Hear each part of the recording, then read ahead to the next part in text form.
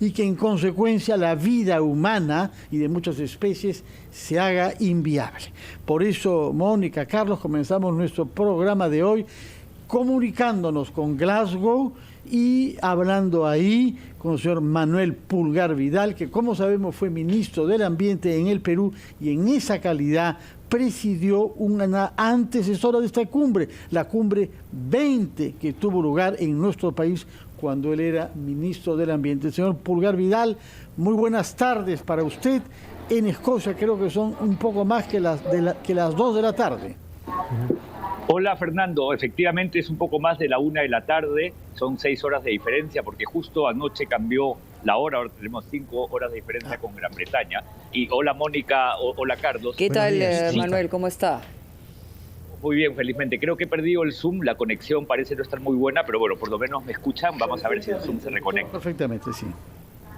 Sí. Bueno, entonces vamos a explicar la importancia de esta COP, porque muchos se preguntarán si ya suscribimos el Acuerdo de París del 2015, ¿por qué esta COP sigue siendo una conferencia de las partes tan importante?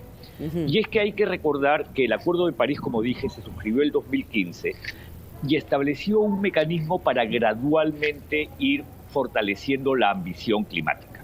Eso significa que se exigía o se pedía a los países que gradualmente actualicen sus planes climáticos en ciclos de 5 años, con el fin de ir cerrando esa brecha de ambición y llegar, y en eso una precisión, Fernando, a no superar de aquí a final de siglo un incremento de temperatura en más de 1.5 grados. Y esto es bien interesante decirlo, el Acuerdo de París decía muy por debajo de 2 grados, pero ahora con la ciencia se ha confirmado que esto debería ser no más de 1.5 grados. Por lo tanto, 5 años era el 2020, por la pandemia se postergó definitivamente esta reunión, y debido a esta postergación todo se pasó al 2021. Eso significa que esperábamos en este 2021 que el mundo estuviera en la trayectoria de vida para lograr y asegurar ese 1.5 de aquí a final de siglo. Pero la información lamentablemente muestra que la ambición no ha sido suficiente y que con los planes climáticos actuales subiríamos la temperatura en 2.7 grados y esto tendría efectos catastróficos. Y con 1.1, que ya la subimos, tenemos estos eventos climáticos extremos, imaginémonos con 2.7. Ahora, por lo tanto, hay mucha preocupación. Sí, Manuel, el mundo el año pasado paró. Es decir, esto no ha tenido un impacto positivo, por lo menos lo que podría ser único positivo, en lo que a resultados de pandemia se refiere. No, tuvo un efecto positivo muy temporal, de muy corto plazo, Mónica, pero definitivamente no en el nivel de las emisiones proyectadas a futuro. Entonces el incremento sigue fuerte y mira, y ahora hay un problema adicional. Ha subido significativamente el precio de los combustibles fósiles, el carbón ha subido de precio, el gas natural ha subido de precio, por lo tanto hay como un nuevo boom, probablemente de corto plazo hacia las energías tradicionales, pero sin embargo yo sigo siendo optimista de que este proceso igual es irreversible, es decir, el que nos conduzca hacia las energías renovables no convencionales. Pero quizás acá también una precisión adicional, entonces muchos se preguntarán, como Manuel, que nos cuenta esta realidad, que no estamos en lo que se dice en trayectoria de vida, igual mantiene el optimismo. Y es que, aun cuando la trayectoria todavía no se alinea al 1.5 que les mencioné, sin embargo ha ido mejorando gradualmente. Entonces se espera que esta COP pueda ser exitosa si es capaz de asegurar que esa brecha de ambición se cierra no más tarde del 2023. Ese es un elemento central. ¿Cómo está, señor Pulgar Vidal? Buenos días. Hola, Leíamos Carlos, una entrevista de Alok Sharma, que es el presidente de la COP26, donde hablaba acerca de las condiciones que rodean a esta reunión en Glasgow. Y él reconoce que las condiciones, el entorno son muy complicados, sobre todo el tema geopolítico. ¿En qué radica esta, digamos, situación difícil que afronta la reunión en Glasgow? Definitivamente, Carlos, por una discusión que es muy antigua, que es países desarrollados, países emergentes, países en vías de desarrollo. Y es en especial con los países emergentes. Entonces lo que ha ocurrido es que China presentó hace 2 o 3 días su plan climático, o también llamado Contribución Nacional, y no ha sido tan ambiciosa como se esperaba. La India no lo ha hecho y es otro de los grandes emisores. Estados Unidos es el histórico, China es el mayor por volúmenes actuales y luego sigue la India. Y por lo tanto, si la India no lo ha hecho, vemos que estas economías emergentes quieren seguir con lo tradicional, quemando carbón para producir energía, y entonces no han existido los mecanismos suficientes para forzar a estos países a hacerlo. Y mira, Carlos, súmale a esto que hace 2 días o día y medio se celebró la cumbre de las 20 economías más desarrolladas del mundo, y sin embargo no fueron capaces de ahí acordar por lo menos ser bastante más ambiciosos en el futuro. Y es geopolítica pura, también falta de cooperación. Ajá. Y el hecho de que justo ha subido el precio de la energía en los recientes meses. ¿Qué opina, señor Pulgar Vidal, sobre la no participación del presidente Pedro Castillo en esta cumbre en Glasgow? Yo lo considero, y quizás voy a ser un poco duro, triste y una señal política de mucha irresponsabilidad, ¿no? Aquí están los líderes de casi todos los países del mundo, jefes de Estado, jefes de gobierno, todos porque tienen una mirada de futuro clara.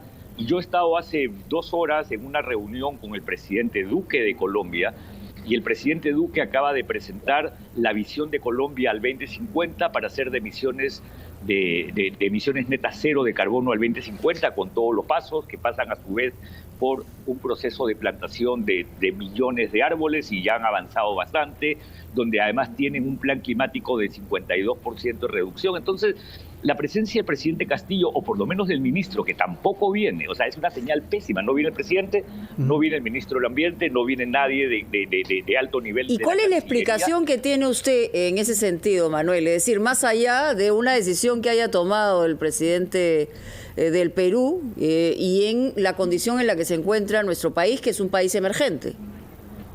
Yo diría, Mónica, que es desconocimiento e ignorancia de la vinculación del tema con las economías. Porque hay una frase que se utiliza mucho, pero que políticamente puede generar confusión. El Perú es un país pequeñito en emisiones.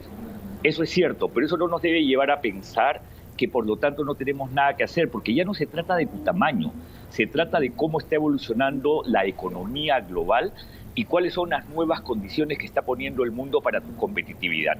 Esa competitividad ya no se va a medir, Mónica, por el PBI, se va a medir por el volumen de carbono y por tu capacidad de ir electrificando la economía. Colombia, en este anuncio que hizo el presidente Duque, 6.000 vehículos eléctricos en los próximos 4 años. Esa es su meta. ¿Cuál es la meta del Perú en vehículos eléctricos? 0. Entonces, ahí tú te das cuenta de la diferencia que estamos teniendo, y no estoy comparando con Europa, que tuvo su plan verde muy valioso, con un país vecino que está al norte de nosotros.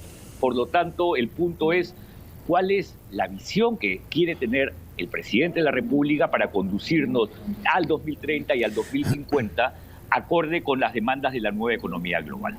Manuel Pulgar Vidal, hay un problema en el caso del Perú, no solamente es lo que emitimos como gas, sino la manera como estamos perdiendo selva que mitiga el impacto de estas emisiones. La deforestación, he oído decir, es más grave en el Perú que lo que podemos estar emitiendo como gas con efecto invernadero. Y sabemos que el tema de la deforestación está en relación parcialmente con un tema de actualidad política grave, que es la extensión de los cultivos de coca en perjuicio de la Amazonía, como nos lo han dicho acá diversos especialistas, pero también dirigentes ashánica. Por eso quería conocer su opinión, después de una breve pausa, si es que me lo permite, sobre este tema y el Perú, porque al fin y al cabo el Perú comparte lo que es la selva más grande del mundo. Nos contesta sobre este punto, por favor, después de unos instantes que nos permitirán escuchar a los anunciantes de RPP.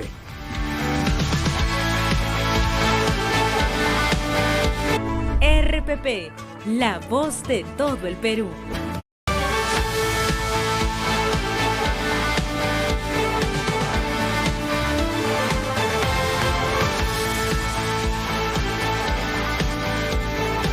Son las 8:18, estamos conversando con el doctor Manuel Pulgar Vidal, ex ministro del Ambiente, que se halla en Glasgow, Escocia, donde ayer se inauguró la COP26, y debía contestarnos al tema de la deforestación en el Perú y su impacto sobre la contaminación de la atmósfera global.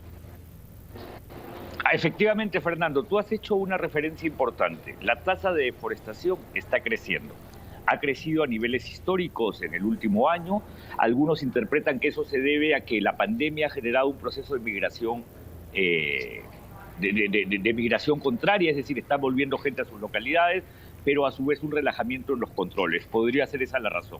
Pero aquí hay un elemento adicional que se vincula a mi referencia antes de la pausa al tema de la visión de futuro. Lo que nos está diciendo la ciencia es que lo que parece irremediable y triste para la Amazonía es su sabanización. Es decir, este bosque diverso y rico puede convertirse, en especial por ahora, fundamentalmente en la zona de Brasil, norte de Brasil, en una sabana, es decir, un bosque africano con poca cobertura boscosa. Pero a su vez tenemos una situación en el Perú adicional. La Amazonía depende fuertemente de la extracción de hidrocarburos y del canon. La principal fuente de ingreso de la Amazonía es el canon por hidrocarburos y sabemos que de los hidrocarburos la economía global irá saliendo gradualmente. Si esa es la realidad, entonces trabajar la transición justa para la Amazonía es urgente. El presidente, el Poder Ejecutivo necesita tener visión de futuro porque sabemos que la Amazonía va a sufrir por las consecuencias del cambio climático, la sabanización, pero a su vez por la salida de los combustibles fósiles, y yo no he visto nada de eso. Sí debo reconocer que el ministro Gabriel Kijandría tuvo una gran virtud de aprobar en julio o finales de junio de este año un muy buen plan nacional de adaptación, que yo recomiendo a todos leer, porque es un plan que señala cómo debemos trabajar para adaptarnos a los cambios ecosistémicos, pero también a la vulnerabilidad social y económica que vivimos. Porque el problema del cambio climático no solamente es que un ecosistema se va a alterar, sino que eso va a modificar significativamente la manera como se comporta la economía. Imagínate que el incremento de la temperatura superficial del mar te va a generar que la anchoveta o se profundice o migre. ¿Qué significaría esto para zonas pesqueras como Chimbote o todo el norte del país? O el retroceso de los glaciares te puede llevar a pérdida de stocks de agua. ¿Qué significa eso para los cultivos nativos? Ya mencioné la Amazonía. Entonces, el Perú tiene que realmente comprometerse con una clara visión, y qué pena, no veo ese compromiso. Yo me siento muy triste de que luego que el Perú organizara la conferencia climática del 2014, y no sabes el nivel de reconocimiento que 7 años después siguen teniendo al Perú, ahora te preguntas, Manuel, ¿y dónde está Perú? ¿Qué pasó con ese Perú que quería y estaba siendo líder en el tema climático y que después decidió desaparecer y esconderse en sus problemas domésticos, que pueden ser importantes, pero frente a lo que está pasando en la economía del mundo, se convierten en más anecdóticos? El Perú tiene que tener y recuperar una mirada, una visión de futuro que lamentablemente no la veo, y que tenemos que los ciudadanos insistir, y los medios, y agradezco a RPP, tenemos que insistir en que se produzca. Sí, Manuel, quisiera yo seguir la línea de la pregunta de Fernando, y hay un tema que se está discutiendo en los últimos días con la presencia del nuevo titular del Interior aquí en nuestro país y el propio presidente, y es el tema del cultivo de la hoja de coca ilegal. ¿Está vinculado esto de la hoja de coca ilegal con eventualmente la deforestación? Es decir, lo que quisiera es si hay una vinculación y encontrarle en la negativa de la presencia del Perú un vínculo de esta naturaleza, porque o es solo ignorancia, que es la primera expresión que has señalado, o está vinculado a un tema, digamos, que va un poquito más allá del no saber, ¿no? Sí, mira, interesante tu pregunta. Quizás hacer esa conexión tan directa puede resultar un poco aventurado, pero vamos primero a una cosa en la cual sí coincido contigo. La deforestación en el Perú se produce por 3 situaciones muy claras. Ajá. Una es actividades ilícitas, minería ilegal, cultivos ilícitos y todo lo que significa la ilicitud, o tala ilegal. La segunda es fundamentalmente la agricultura migratoria, es decir, en especial gente que migra de los Andes pensando encontrar en la Amazonía mejores condiciones y que va haciendo sus chacras, pero con un problema, que en la Amazonía el suelo, una vez que has talado el árbol, no es muy fértil.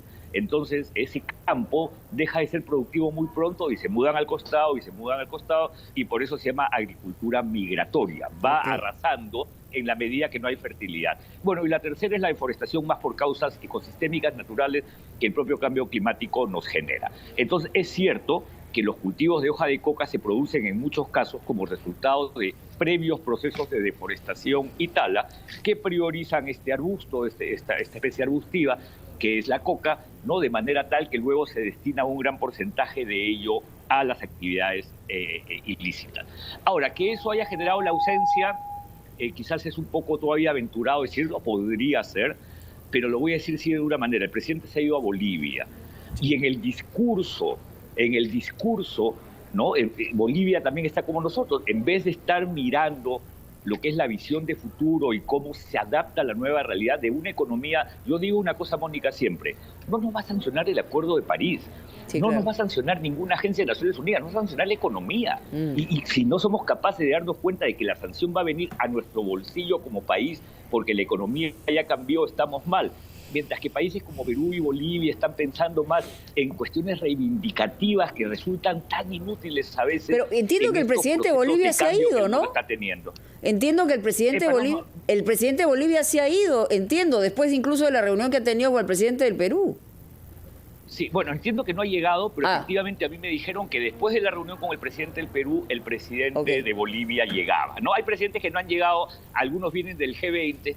Me estaba imaginando si todos vienen en el mismo avión, pero no creo. Pero en todo caso, muchos presidentes están volando todavía desde Italia, donde ha sido la reunión del G20. Sí, en Italia ha sido, ¿no? Y todavía no han llegado todos, y por eso esta cumbre de alto nivel, que es hoy día y mañana, va a tener a 130 jefes de Estado y de Gobierno tomando el micrófono en la plenaria y anunciando sus planes.